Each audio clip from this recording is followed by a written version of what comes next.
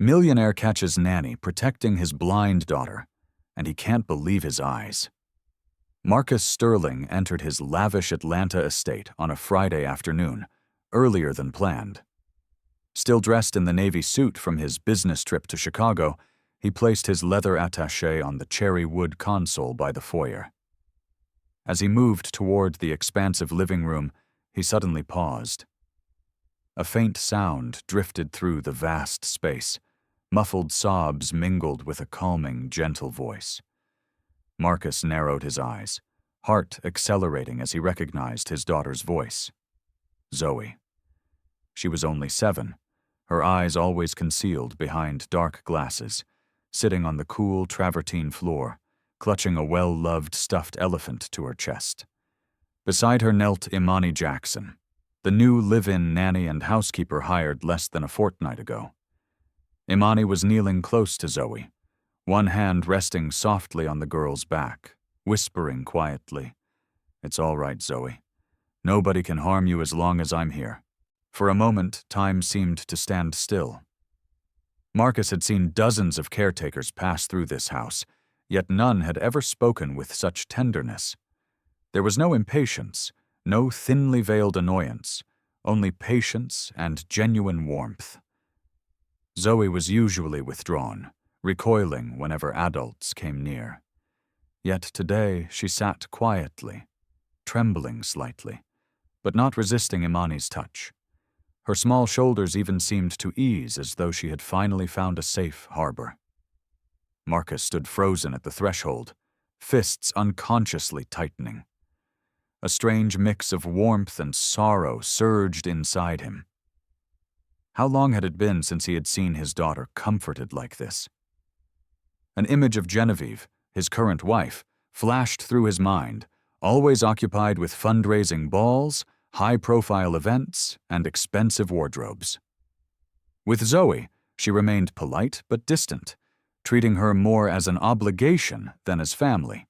Marcus had long convinced himself this was acceptable, as long as his daughter was looked after.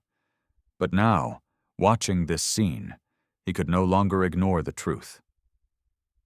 "Thank you, Imani." Marcus spoke, his deep voice echoing softly in the vast room. Imani looked up, startled to see her employer standing there. But instead of scrambling to her feet like so many others before her, she remained where she was, her hand still steady on Zoe's back. "Good evening, Mr. Sterling," she said gently, then whispered to Zoe, "Your father's home." Zoe lifted her small face, lips trembling as she whispered, "Daddy?" Marcus knelt down, opening his arms. The girl hesitated for only a moment before rushing into them, clinging tightly to his neck. Her little body shook with sobs, and Marcus's heart clenched. He kissed her soft hair, silently vowing to uncover everything that had been happening in his absence. He didn't yet know that this unexpected moment would forever change the lives of all 3 of them. Genevieve appeared at the top of the grand staircase just minutes later. Each step echoed across the polished hardwood floor, announcing her presence. She wore a champagne silk gown that clung to her figure, a string of diamonds shimmering beneath the chandelier. She looked every bit the Atlanta socialite featured in glossy magazines, yet her eyes betrayed irritation the moment they landed on Zoe. "Marcus, what a surprise to see you home so early," she said evenly, though tension edged her tone. "I have to leave now. The country club charity gala has already started. I only came down to grab my clutch." She strode quickly to the console table, where her collection of Gucci and Prada clutches sat on display. As she did, her gaze flicked briefly from Zoe, still standing close to Marcus, to Imani, who kept a respectful distance. She had another episode, but at least Imani managed to calm her, Genevieve remarked dismissively, as though referring to a minor inconvenience. Marcus frowned. "Was it really an episode, Imani?" Imani shook her head gently. "She was just frightened. I helped her settle down." "There, you see, nothing serious," Genevieve said, checking her reflection and adjusting her flawless red lipstick. "Zoe tends to exaggerate everything. She'll get over it." Marcus bent down, taking his daughter's hand. "Did you have lunch, Zoe?" The little girl shook her head, whispering, "I'm hungry, Daddy." Genevieve spun around sharply, her voice edged with steel. "She ate. Don't let her fool you. She often says that just to get attention." Marcus's eyes darkened. He felt Zoe shiver as Genevieve stepped closer. This wasn't childish mischief. It was instinctive fear. His heart clenched. Imani moved one step forward, her tone calm. "Zoe eats well when she feels safe. Maybe she just needs more patience." The air in the room grew heavy. Genevieve turned, a mocking smile curling at her lips. "Imani, how long have you been here?" "A little over a week, ma'am." "And in just 1 week you feel qualified to advise me on raising my daughter?" "Mr. Sterling's daughter," Imani corrected softly, without flinching. "I only want to help." Marcus squeezed Zoe's hand tighter. He noticed his daughter leaning ever so slightly towards Imani, seeking comfort. The sight pierced him like a blade. Genevieve scoffed. "You don't understand. The best doctors have said Zoe needs strict discipline, not empty sweet words." Marcus looked at his daughter, noticing her lips trembling, her hidden eyes attentive behind dark glasses. He realized he and others had often spoken about Zoe in her presence, as though she were invisible. "Daddy, I can count," came the small, unexpected voice. "Really, Zoe? Show me." Zoe began counting from 1 to 15, clear and deliberate. Marcus's throat tightened, eyes stinging. How had he not known until now that his daughter could speak with such confidence? Imani smiled encouragingly. Genevieve folded her arms and shrugged. "A 7-year-old who can count? Hardly impressive. She's still behind other kids her age." Marcus lifted his head, meeting his wife's gaze. "I don't see it that way. I see progress." For a moment, silence stretched, Genevieve's eyes icy. Then she picked up her Prada clutch, sprayed a mist of French perfume, and turned away. "I'll be late. Remember, Marcus, don't coddle her. She needs reality, not illusions." The door slammed, leaving behind the expensive fragrance, but also an uneasy emptiness. Marcus looked down at Zoe, who leaned her head on his shoulder and whispered, "I like being with Imani. She never yells at me." In that instant, Marcus understood that the portrait of a perfect family had been fracturing long before. Now the cracks were widening right here in his own home. The next morning, Marcus chose to stay home instead of rushing to the office. He wanted to watch his daughter, something he had rarely allowed himself to do over the past years. The kitchen felt different. Sunlight streamed through the wide windows, casting a warm glow over Zoe's soft brown hair. Imani sat beside the little girl, carefully setting a box of crayons and blank sheets of paper before her. "Zoe, do you remember how we practiced colors yesterday?" A small smile lit up Zoe's face. "I remember. This one is red, this is green, and this is yellow." Marcus almost couldn't believe his ears. He stepped closer, sitting across from them. "You know colors?" Zoe nodded proudly. "Imani taught me. I know many more." She began naming them. Purple, pink, orange. Each correct answer was rewarded by Imani's gentle touch on her shoulder. It wasn't the rigid instruction of tutors Marcus had hired before. It was patient encouragement, quiet belief that made the child stronger. His chest tightened. How had he failed to see that his daughter could progress so much in just 1 week of Imani's care? "Daddy, I can count too. Begin," Zoe exclaimed, then began counting slowly from 1 to 15. Her voice was small, yet steady. Marcus turned his head, blinking away tears. He had never heard her go beyond 3 or 4. At that moment, Genevieve entered the kitchen. Dressed in an elegant business suit, phone in hand, she ended her call as soon as she saw Marcus and Imani watching Zoe with pride. "This again," she said, her tone dripping with sarcasm. "Marcus, are you really impressed that a 7-year-old can only count to 15? For the first time in years, Marcus didn't try to smooth things over. "I'm proud," he answered firmly. "My daughter is learning, and that matters." Genevieve let out a short, mocking laugh, folding her arms. "You're naive. Children need to be pushed, not coddled. Keep letting her live in illusions, and she'll only grow weaker."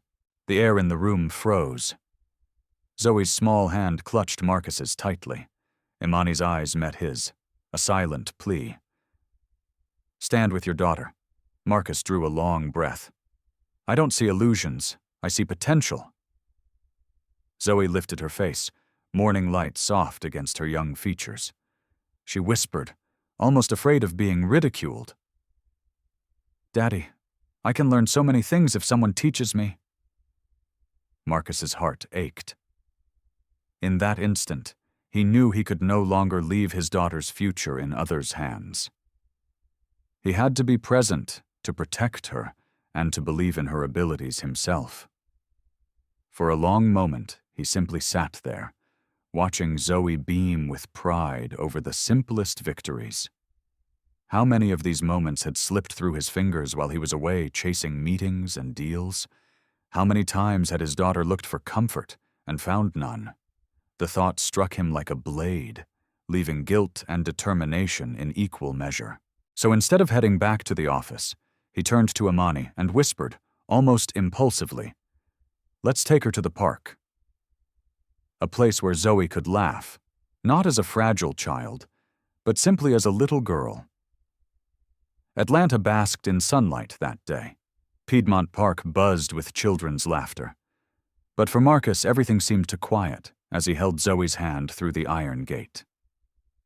Imani walked beside them, one hand on the girl's shoulder, watchful but never overbearing. "Daddy, I smell grass," Zoe said, inhaling deeply, her face lighting up. "And I hear birds." "That's right. This park is beautiful." Marcus squeezed her small hand. "What do you want to try today?" "I want to try the swings," Zoe said shyly. Marcus glanced at Imani. She nodded encouragingly. "Let's go." The bright red swing set stood out on the lawn. Marcus helped Zoe onto it, securing the chains. Imani stayed close, one hand steady on the girl's back. "Ready, princess?" Marcus asked. Zoe nodded firmly. Marcus pushed gently, the rhythm slow at first. As the swing rose higher, clear laughter burst from her lips, echoing across the park. How long had it been since he'd heard that sound? "Higher, Daddy," Zoe squealed.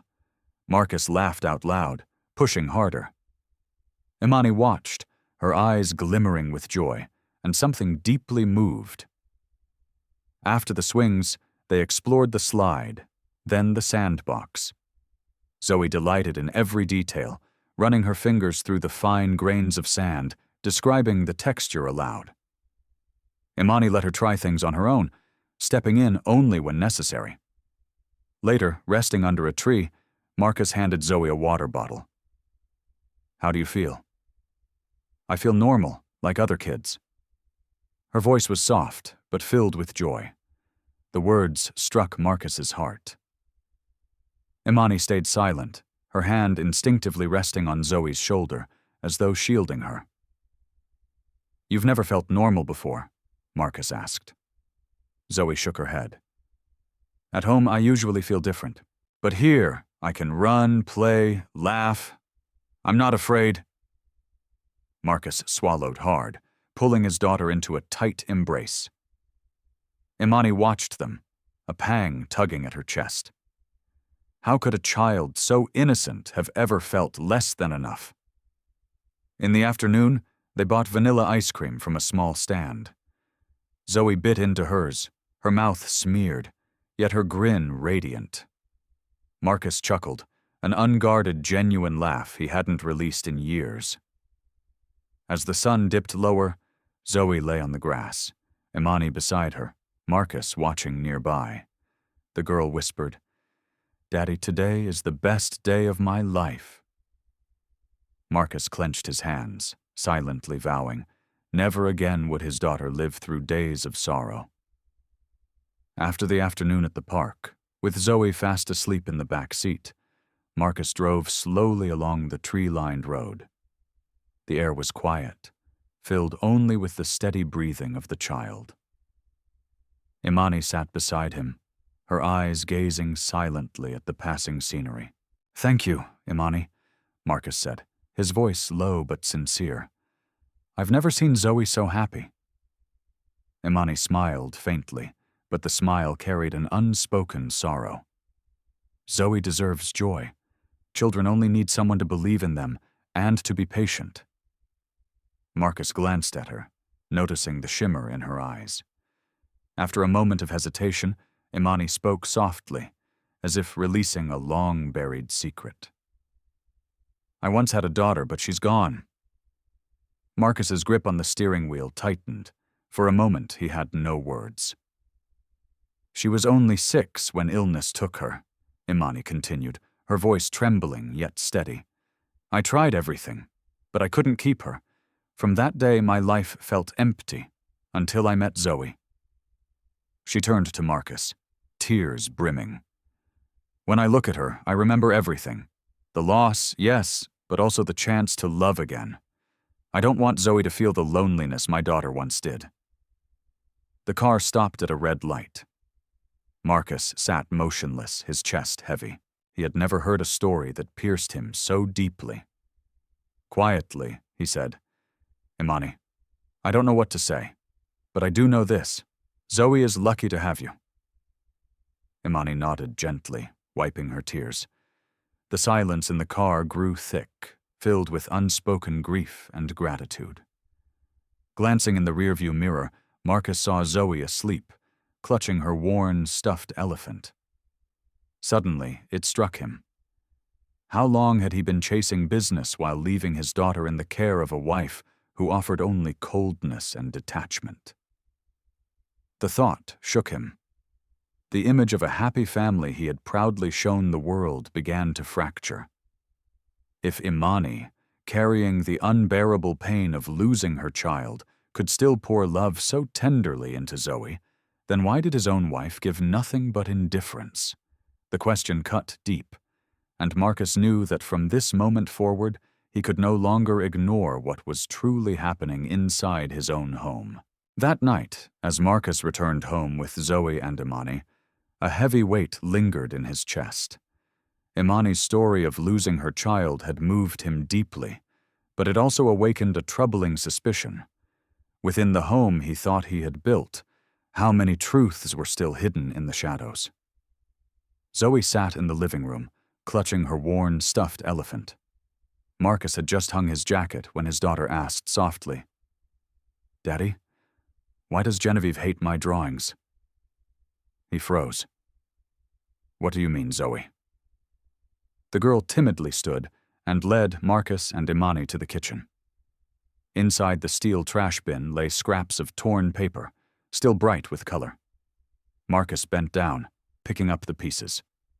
On them, a drawing of a woman with curly black hair holding hands with a little girl. Clearly, Imani and Zoe. "Genevieve said I was wasting time, so she ripped them all," Zoe whispered, pressing against her father's leg. A wave of anger surged through Marcus. He tried to steady himself, but his hands trembled with the force of his grip. He gently lifted his daughter's sleeve, and his chest tightened. Dark bruises marked her small arm, the shape unmistakably from a hand. Rolling up her pant leg revealed more bruises along her shin. "Zoe, who did this to you?" His voice shook. She looked away, silent at first, then whispered, "When I drop things, Genevieve holds me really tight. Sometimes she says I have to learn to endure." Imani's face paled. She bit her lip before speaking. "Marcus, I didn't want to interfere, but I've seen it. Genevieve often leaves Zoe without meals or scolds her harshly over little things. Once, I even heard her threaten to send Zoe away if she ever told you." Marcus spun toward her, shocked. "Why didn't you tell me sooner?" Imani faltered. "I was afraid of being dismissed, but after today, I can't stay silent." The room seemed to freeze.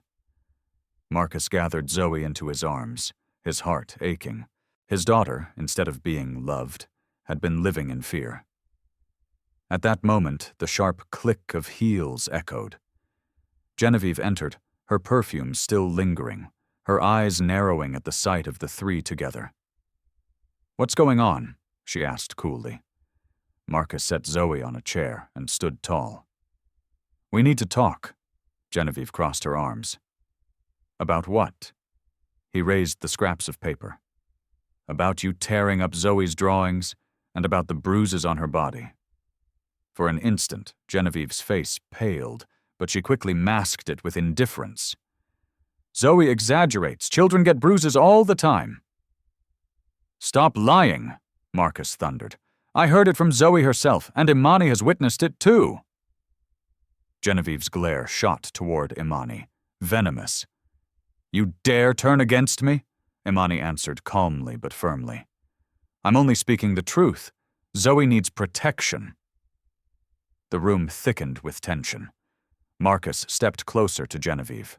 "I believed we had a happy family, but tonight, I see it was only a facade. You've shattered that trust." Genevieve narrowed her eyes, her voice sharp. "So will you choose me, or that fragile little girl and her?" She shot a glance at Imani. Marcus's reply was firm, each word like a hammer. "I will always choose my daughter, and I will not allow anyone, even you, to hurt her again."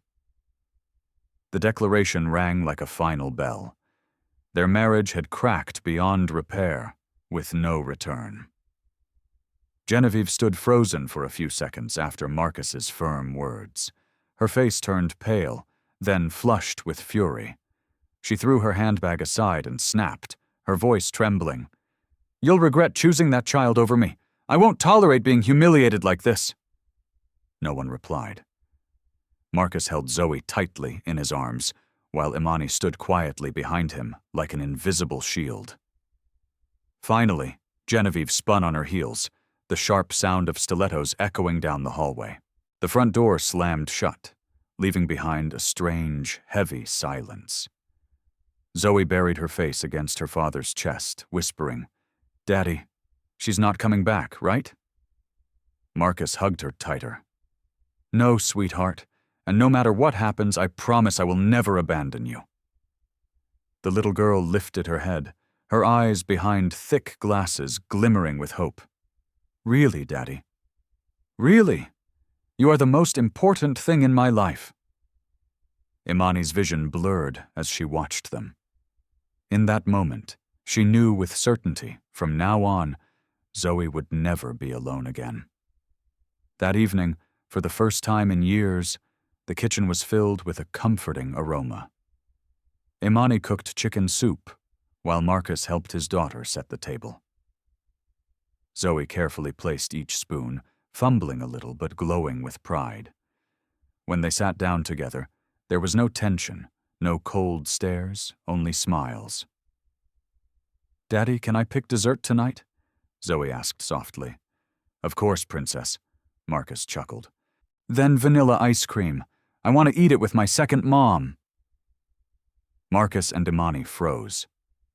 Imani blinked rapidly, her hands pausing over the bowl. "What did you just call me, Zoe?" "My second mom," the girl repeated naturally. "I have one mom in heaven, and now I have another here on earth. Isn't that right?" Marcus was choked with emotion, while tears brimmed in Imani's eyes. She leaned down, pulling Zoe into her arms. "That's right, sweetheart. If you want me to be, I'll always be your second mom." Zoe beamed, the light in her eyes banishing the shadows that had long haunted this home. That night's dinner echoed with laughter. Zoe shared stories from the park, Marcus told clumsy jokes on purpose, and Imani smiled as father and daughter competed over who could eat more. Later, when Zoe had fallen asleep with a smile still on her lips, Marcus and Imani sat together at the kitchen table. The warm, golden light softened their faces. "Thank you, Imani," Marcus whispered. "Because of you, my daughter finally laughed again." Imani shook her head. "No, Marcus. You gave Zoe the faith that she is loved. I only stood beside her to help her see it." Marcus stayed silent for a moment, glancing toward the staircase where his daughter's nightlight glowed faintly. For the first time in years, he felt this house was truly a home. In the days after Genevieve left, the atmosphere in the house changed completely. There were no more cold stares, no harsh words, no heavy silence.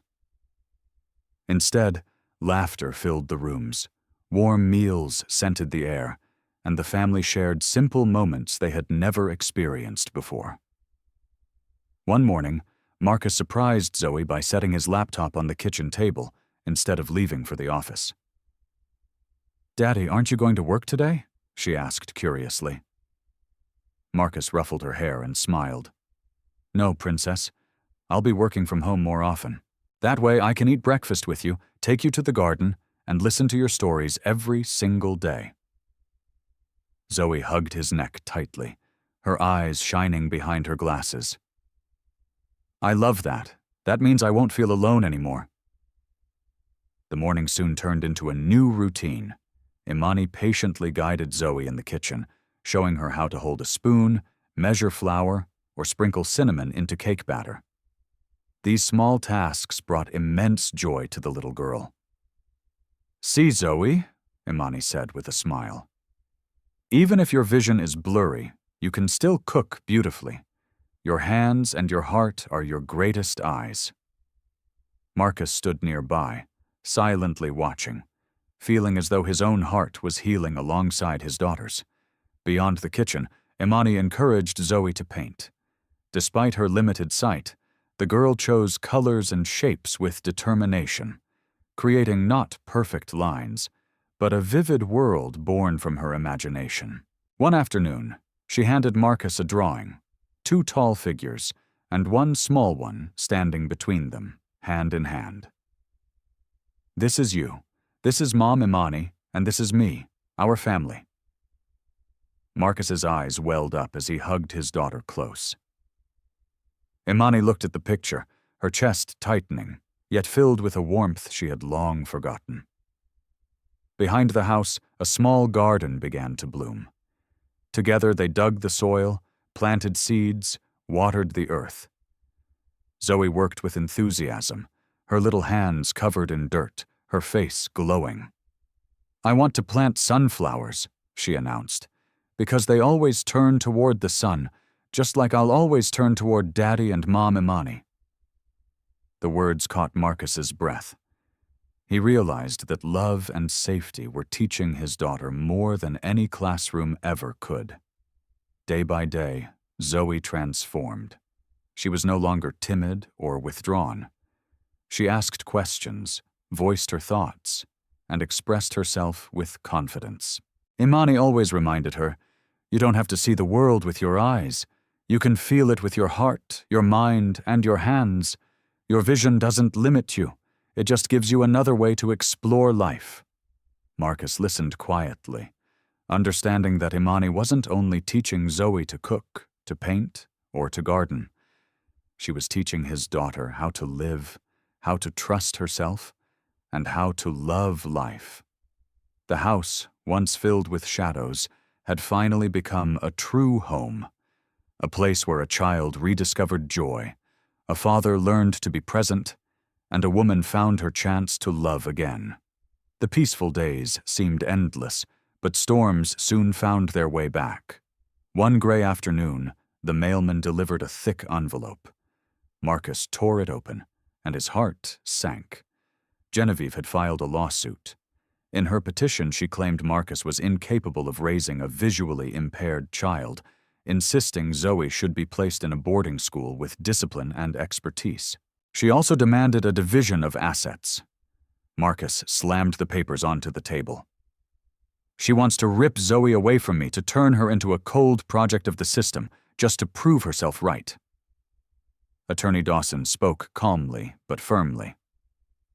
Marcus, we have strong evidence of Genevieve's neglect, but the court often favors stability. If you want to be certain about custody, you need to show that Zoe has a complete home, not just a single father. Marcus frowned. What do you mean? You and Imani, Dawson said plainly. If you marry, Imani will legally become Zoe's mother. The advice echoed in Marcus's mind long after Dawson left. All evening, he paced the house, torn between practicality and the truth pulsing in his chest. Was marriage only a strategy? Or was it the answer his heart had been seeking all along? Each time he looked at Zoe's sleeping face, or at Imani quietly caring for her, the line between duty and desire blurred until he could no longer separate them. That night, unable to resist any longer, he stepped closer, his voice trembling. Imani, there's something I have to say, or I'll regret it forever. She looked up, surprised by the gravity in his eyes. When Dawson first mentioned marriage, I dismissed it as just a legal strategy. But tonight, as I watch you tuck Zoe in, so gentle, so devoted, I realize the truth I've been blind to. I don't want this only for custody, Imani. I want this because of you. I love you. I love the patience in your voice, the quiet strength in your presence, the way you see beauty where others see only flaws. I even love the scars you carry, because they made you the woman who could heal not only Zoe's wounds, but mine. His voice cracked. I can't imagine this life without you. Not just because Zoe needs you, but because I need you. Not only for tomorrow, but for every day after. Imani's eyes filled with tears, her hands trembling. She whispered, Marcus, I felt it too, but I was afraid. Afraid you only wanted someone to lean on. Afraid I was just a temporary answer. He clasped her hand firmly.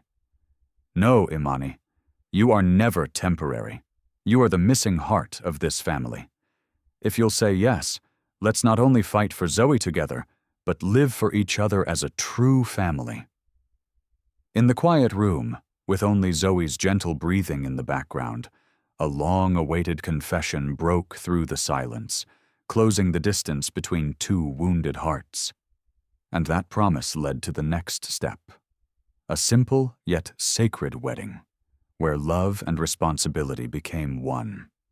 That day, Marcus's backyard was decorated with white ribbons and simple wildflowers that Zoe herself had chosen. There were no extravagant guests, just a few close friends and neighbors. But the atmosphere was filled with warmth, something the house hadn't felt in a long time. Zoe wore a soft pink dress with a tiny flower crown in her hair. She carried her basket with care, scattering petals along the grassy aisle. Each step seemed to light up the garden, her innocent yet radiant smile melting hearts. Marcus watched his daughter with blurred eyes, overcome with joy. When Imani appeared in a pure white dress, her gentle smile silenced the crowd. She was no longer a housekeeper or an outsider. She walked forward as a woman, finally finding the true home of her life. Marcus took her hand, his eyes brimming with gratitude and love. The ceremony was brief, but sacred. When the officiant asked, "Do you promise to love and care for each other and for Zoe in all the days to come?" Both answered together, "We promise." Zoe clapped her hands and exclaimed, "Now we're a real family." Her innocent words made everyone laugh through their tears. Not long after, the court ruling arrived. Genevieve's lawsuit was completely dismissed. The reason was clear. Her abuse was undeniable, and Zoe was now living in a safe environment, surrounded by the love of both her father and her legal mother. Marcus held his daughter close and whispered, "No one will ever take you away from me again, princess. From now on, we'll always be together." That night, as the last guests drifted away and the garden lights dimmed, Marcus lingered beneath the quiet sky. Only weeks ago, this house had echoed with arguments and silence. Now it had witnessed vows, laughter, and a child's radiant smile. The contrast was so stark, it stole his breath. From that moment, the Sterling family stepped into a brand new chapter. The once cold house now overflowed with laughter, the aroma of home-cooked meals, and music from the songs Zoe loved to sing.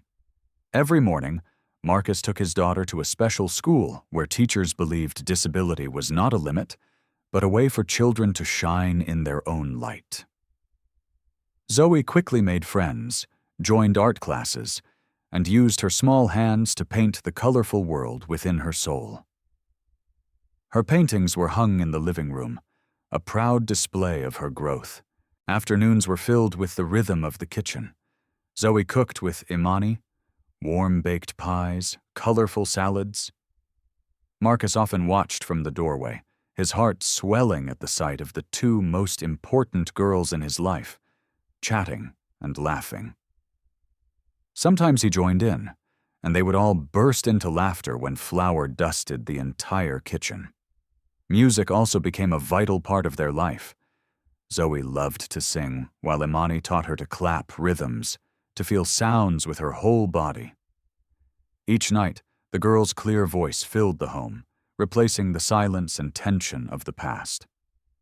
One night, after Marcus and Imani had tucked her into bed, Zoe whispered, "Daddy, I dreamed of Mommy."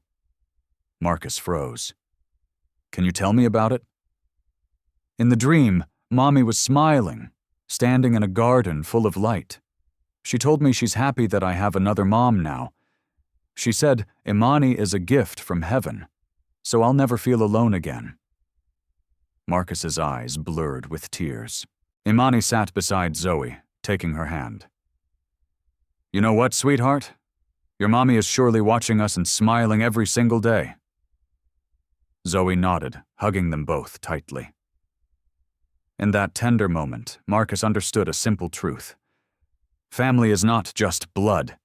Family is love, patience to truly listen, and faith to never let go. The Sterling estate was no longer just a house. It had shed its shadows and become a true home. Once filled with silence, fear, and coldness, it now overflowed with laughter, warmth, and love. Here, every day, Zoe grew up with vivid dreams and the embrace of two parents, one by blood, the other by heart. And that was not the end, but the beginning of a brighter story, where love became the eternal bond that no trial, no storm could ever break.